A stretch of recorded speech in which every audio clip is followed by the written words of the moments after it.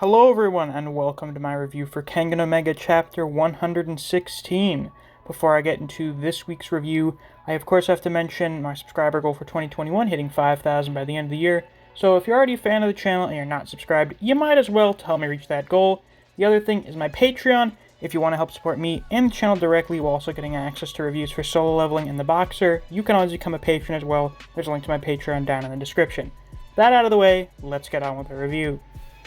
In this week's chapter, we get the start of the fight between Okubo and Tarashi, and it's pretty interesting, I would say, for a few reasons, but there's one thing I have to mention that I completely forgot to talk about in last week's review. I pinned Shadow King's comment because of it. It's that Tarashi used to be a fighter in Bishamon, which is the third biggest underground fighting organization. The most significant character we've seen from there so far is Nezu, who was the strongest fighter in Bishamon. He was basically the Kanao or the Lolong equivalent for Bishamon, which does not reflect particularly well on Bishamon. But anyway, apparently Tarashi was part of Bishamon, and he didn't really have any kind of significant impact or career there. He was just kind of there for a while and then transferred to Purgatory. But apparently after transferring to Purgatory, he did so well after his first round that he got promoted to A rank, and here he is now. So the fact that he's in Bishamon is kind of interesting.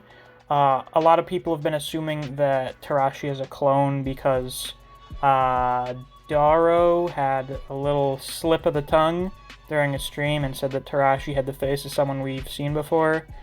That may have changed by now, I don't know, because sometimes Sandra just apparently changes things in the story. But some people are thinking maybe he could be Nezu. I kind of doubt it. I really doubt it, actually. Another popular theory is that he may be a clone of Bando because of how fucking lanky the guy is. Basically, everyone thinks Tarashi is a clone of someone. I think that's fairly plausible if the same face thing is still going to be a thing.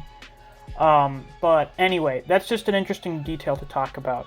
And the mystery surrounding Tarashi remains in this chapter because Okubo is so unnerved by how weird Tarashi is that he is not going all out against him. He's not doing grappling. He's holding back with a lot of his attacks because he doesn't want to commit too hard to something because he's worried that he may get put into a vulnerable position and Tarashi may do something very damaging to him because he just really doesn't understand what the guy's doing. The punch that Okubo threw at the end of the last chapter was blocked by Tarashi. I initially thought that Okubo would have broken the mask, but a lot of people pointed out that he had his hand out, and it seems like in typical Kengan fashion, he managed to block the punch, even though it seemingly made a direct connection with his face. And that seems to be Tarashi's big thing in this chapter, is either blocking everything that Okubo throws at him or just barely dodging out of the way of it. He seems to, for the most part, at the start of this fight, have a martial art primarily focused around not really getting hit by things.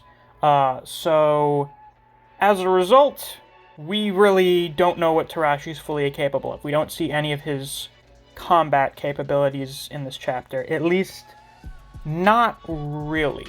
Because at the end of the chapter, Okubo manages to get a couple hits in on Tarashi, but then his fists get cut open. Somehow. I don't know. I'm not sure what kind of fucking martial art does that, but I would not want to fight some guy who apparently, I don't know, his body is made out of razor blades or some shit. I don't know. Excuse any background noise, we have landscapers outside. But yeah, so we get a little bit of commentary from some of the Purgatory fighters here. Mostly Lolong, and it's usually good whenever we get commentary from Lolong, because Lolong's the guy in Purgatory. And he says that Tarashi is using ancient Chinese martial arts, or I think some of the Kengan fighters say that. But Lolong gives us a history lesson about a guy named Long Min who united China in its warring era. Now, I'm pretty sure Long Min was also the name of one of the Tiger's Vessel candidates, one of the guys from the coup during the Annihilation Tournament. He got killed by the Tiger's Vessel. That's just maybe an interesting detail. But there was another guy who rivaled Long Min in strength named Fa, whose name has the same character in Chinese as Tarashi, but it's different in Japanese, who is known as the Masked Assassin.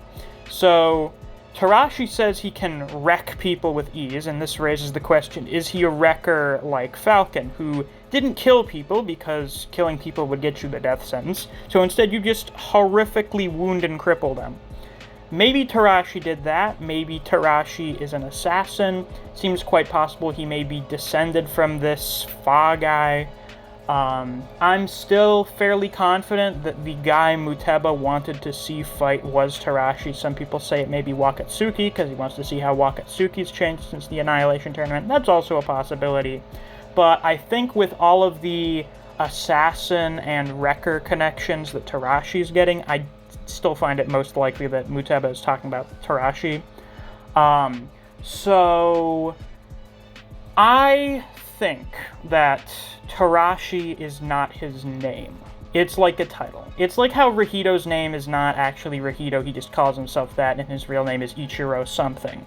Tarashi is a code name or a title that is passed down through the generations, and it's likely that Tarashi, the guy we see here in Purgatory, is the descendant of some Chinese family of assassins.